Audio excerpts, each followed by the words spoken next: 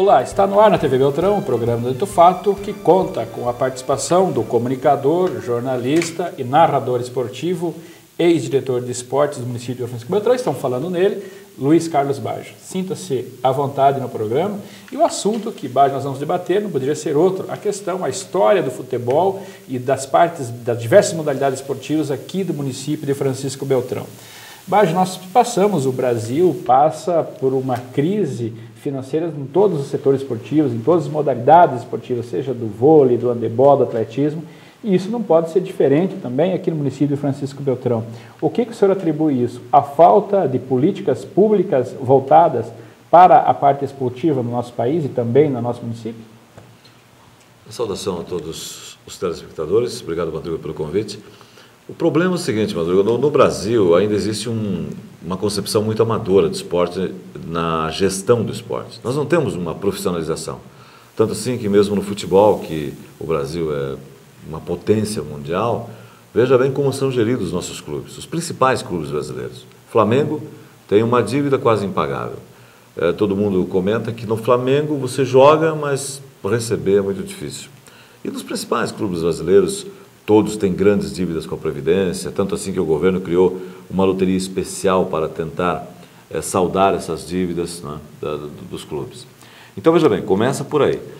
Um exemplo positivo que nós temos no Brasil é o voleibol, que é muito bem gerido, tem uma confederação muito bem organizada e que tem um esquema de patrocínio muito bom. E o Brasil é uma potência também do voleibol, mas são investidos milhões e milhões através do Banco do Brasil, que é o grande patrocinador da Seleção Brasileira de Vôlei. Então é um trabalho que começa na base, os melhores atletas imediatamente são requisitados para as seleções de base, e assim vai. E o que se tem é um trabalho bem feito e tem resultados. Então, quando há um trabalho bem feito no esporte, o resultado aparece.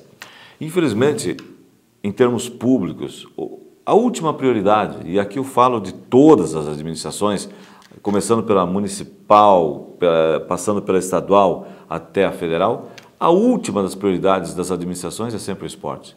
Gasta-se um valor muito bom, e tem que ser assim realmente, na educação, na saúde.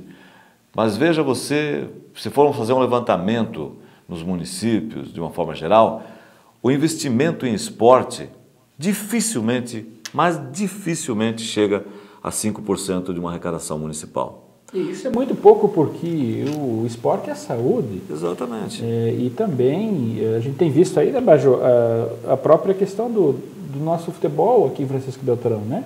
Quem não lembra aí, Baggio, da questão do nosso glorioso União, né? Eu mesmo como torcedor, eu lembro até o nome de alguns jogadores, né, do próprio Gato, o João Batista, Aimoré e assim por outros, né? E de lá para cá é difícil hoje o nosso torcedor se identificar com o time, né, por exemplo. Então aí é que está. Eu penso que o esporte em Francisco Beltrão, ele tem-se uma estrutura de vidro, você não concorda com isso? Qualquer turbulência que dá, desbanca tudo, né? É verdade. Isso tem ficado evidenciado nos últimos tempos. Prova disso, Madruga, se formos considerar, por exemplo, o campeonato de futebol Divisão de Acesso do ano passado. Primeiro jogo do Beltrão em casa, teve 1.000 e poucos torcedores do estádio anulado. O time, infelizmente, não jogou bem. No jogo seguinte, o público já não chegou a 600 torcedores. E nos jogos seguintes, também não passou disso.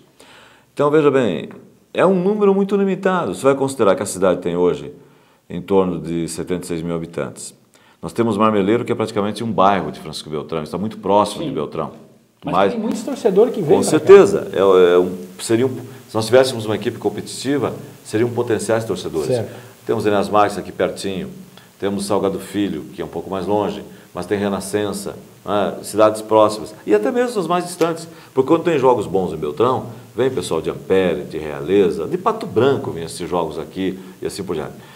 Eu tenho conversado, com vários torcedores, até porque milito no esporte e gosto do esporte, e muitos têm colocado na questão do campo, que são sempre os mesmos na questão da diretoria.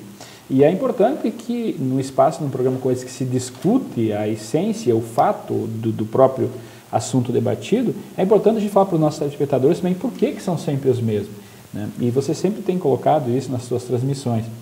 O fato é raro a gente ouvir a verdadeira essência disso. Mas por que você acha que são sempre os mesmos que estão militando na frente da direção, no caso do futebol de campo? Todo mundo tem medo, na verdade, da questão financeira, das dívidas, da história do recente do Beltrão, do Francisco Beltrão especialmente. Na verdade, você participou de muitas reuniões, você ajudou, você foi uma pessoa fundamental até na manutenção dessa equipe nos últimos tempos, aí, porque se não fosse a sua organização, o seu apoio, a sua credibilidade, possivelmente o time nem teria chegado onde chegou nos últimos anos.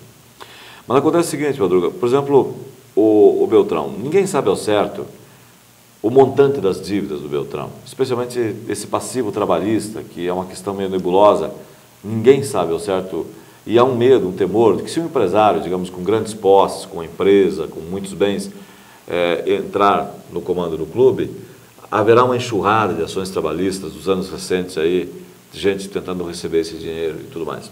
Isso é um grande temor. E a questão previdenciária também. Né? Questão previdenciária, tem tudo isso. Então, o Dama é um batalhador, é uma pessoa abnegada, está aí à frente há tantos anos. E, na verdade, o que eu vejo hoje, a dificuldade, o Dama não vem conseguindo formar uma diretoria sequer.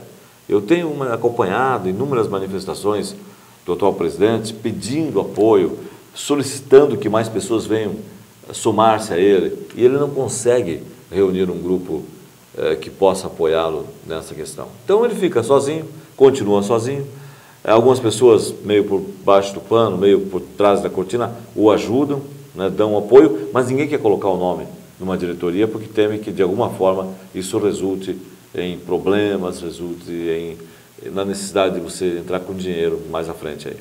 E assim vai ficando. Então eu vejo assim, Madruga, a questão do Beltrão dificilmente vai mudar num curto e médio prazo.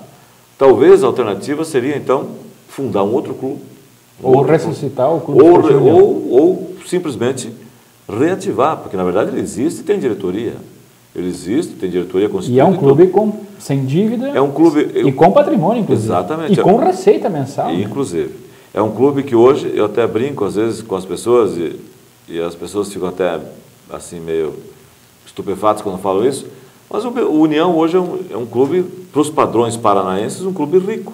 Ele tem uma área de terra que recebeu na transação do Estádio Anilado.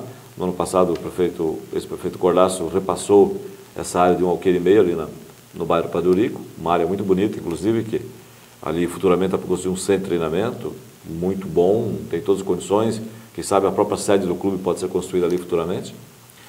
Tem 2 salas no Estádio Anilado, que já estão alugadas há um bom tempo e estão rendendo.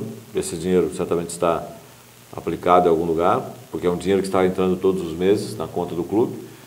Então, quer dizer, o Clube Esportivo União seria uma alternativa. Ou então fundar um clube, começar da estaca zero, um clube sem dívidas, com nova organização social, com CNPJ... Tudo organizado administrativamente, com diretoria. E a longo prazo não, né? Basta fazer o time para apenas disputar a competição. E é isso que tem acontecido nessa última década. Mas chegamos ao final do nosso primeiro bloco e voltamos logo em seguida.